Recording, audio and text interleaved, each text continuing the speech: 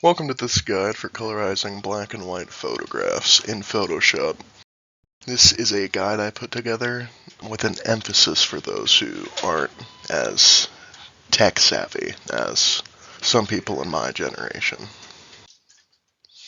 Step one is going to be finding a photo. Any photo's going to work as long as it's digital.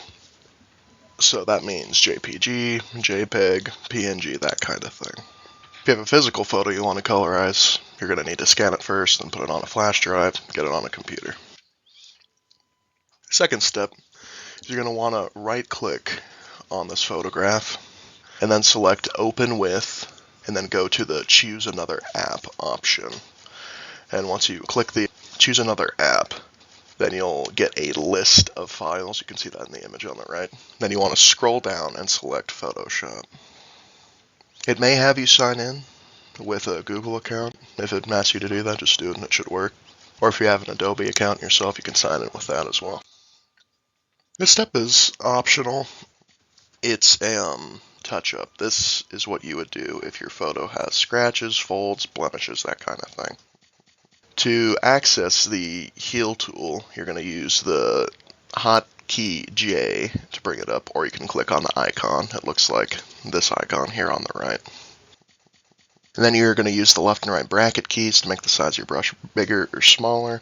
Then you can click on any scratches or blemishes you see to remove them. Now for best results, you want to make sure that the brush you're using when you're fixing these blemishes is just a teeny bit larger than the size of the blemish you're trying to fix. For longer scratches that go across the whole image or a good portion of the image, just use a narrow brush and click and drag across the blemish rather than getting a big brush that encapsulates it in just one click. And while you're touching up a photograph, if you ever dislike the result, you can press Ctrl-Z to undo it and give it another pass.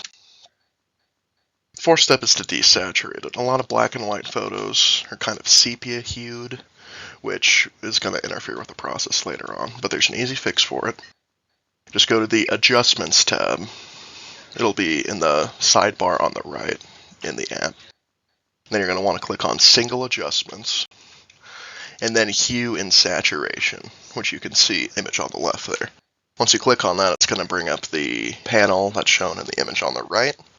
You're going to want to drag that saturation bar all the way to the left. Now this is where most of our work gets done for us. You're going to want to go to Filter, and then click on Neural Filters. And then you want to toggle the Colorize filter option on. It may have you download it first. If it asks you to do that, it'll take like 5 seconds. And then you'll be able to toggle it on. What this is going to do for us is it's going to use Photoshop's algorithms to automatically kind of guess what color should go where. Now these algorithms are deeply flawed, they're far from perfect, and it's going to be making a lot of mistakes when you toggle this on, right? Normally this comes in the form of making non-skin colored objects skin colored erroneously, or letting the pink of the lips bleed down into the lower part of the face, like the chin and neck. If this happens, don't need to panic, we'll fix them later. So in my image, this is what the results look like after the first pass. For a lot of people, this is fine the way it is, but we're going to make it look even better. So in this colorization panel, after it does its first pass, on the far right, you should see a black and white image. And below it, there should be a text line saying manually color image. You can see that on the left there. On any clearly wrong areas of color, you're going to want to click the area on the black and white image that corresponds to the incorrect color, and then you're going to want to select the correct color. Now when you're doing this, you're going to want to avoid highly saturated colors for a more realistic result, because in real life, most colors tend to be like medium to low saturation. For fine details, you should note that this is not going to be the place to fix that. Stuff like buttons, jewelry, lace, ruffles, neckties, that kind of thing. If you want to change the color on that, we'll get to that later, but this step is primarily for large blocks of color, like a backdrop, grass, the sky, clothes, that kind of thing. You also may find that when you select a correction color, the color you select may result into bleeding into other areas. If that happens, it's okay. We can fix it later. And you can always press Command-Z as well, or Control-Z on Windows, to undo something if you don't like the way it turns out when you're in this first correction phase. Once you reach a stage that you're happy with, you're going to want to press OK on the Colorize panel to exit the filter.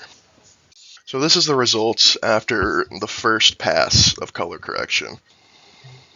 The just raw Colorize I put on the right. Note that in the background you see kind of those fleshy tones I was talking about, and how in the first revision of the color correction, we have been able to go in and fix that. But also notice that the kind of gold accents on his uniform still haven't been fixed yet, because those are those fine details I was talking about, and we're going to fix that. So what we do here is there's a tool called the selection brush, and you can kind of paint over with this pink color. It's kind of weird, but this pink color on areas of color you want to change. To access it, you press the hotkey L. Instead of J for the heel brush, we press L, and that'll bring it up. And then, like with the heel brush, we can use the left and right brackets to decrease and increase the brush size. If you ever want to zoom in, by the way, during this step, especially for fine details like this, you can press the Control button and then use this mouse wheel to bring the image either further in or closer away. Note that everything you select in this step is going to be changed to the same color. This isn't a big deal, though, because we can repeat this step an infinite amount of times. But let's say I was working on a man and I wanted to change his suit coat to blue and his tie to green, right? I would select just his suit first. Then I would fix it, which we're going to do in this next step. And then only after that, once I'm happy with the suit, would I go in, back to this step, select the tie, and then make that green. It'll make more sense later on. Important to note while you're doing this step is you only want to go for one small area at a time. And if you ever go too far outside the border of an area where you're selecting, you can press and hold the Alt key, and you can paint over the part that you don't want selected to erase your selection. It acts kind of like an eraser, you know. One other thing to note before I forget is that when you first open the selection brush, everything is going to be pink, right? Which we don't want, because that would change the color of everything. There will be a pop-up bar when you first open that, and there'll be an option that says deselect. You're going to want to go ahead and click that, and then we can get into painting the fine details pink, and it'll look something like this image on the right. So once we've selected all the fine details we want to change the color of, you're going to want to go to Adjustments, and then under Single Adjustments, Hue and Saturation, the same place where we did to desaturate it earlier, but this time we're going to check the Colorize box. And then you're going to want to adjust the hue and saturation sliders to your liking until you arrive at a color that you think would be appropriate for the selections that you've selected in the areas you're working on. Now, if you don't know what hue and saturation are, it's really simple. Hue is just what color it is, like red, yellow, green, blue, that kind of thing. And saturation is how intense that color is. At 0 saturation, it's just going to be black and white. And at 100 saturation, it's going to be this really painful, eye-scratching, in-your-face, intense color, right? And like I mentioned before, in real life, we tend to go kind of like from that 25 to 30% range is normally the sweet spot for stuff like this. But once you're happy with it, you're going to want to click on the layer called Hue Saturation 1 and press Ctrl-E to save your changes. So this is the final result after we fix the fine details. You can see that the buttons and decorations on his uniform are now properly gold, which is what we want.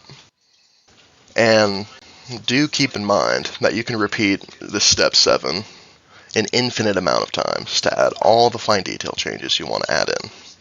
In this demonstration, thankfully, this is a fairly simple photograph. It's just a very normal portrait on a normal background, so it's able to get it pretty good on the first colorization pass.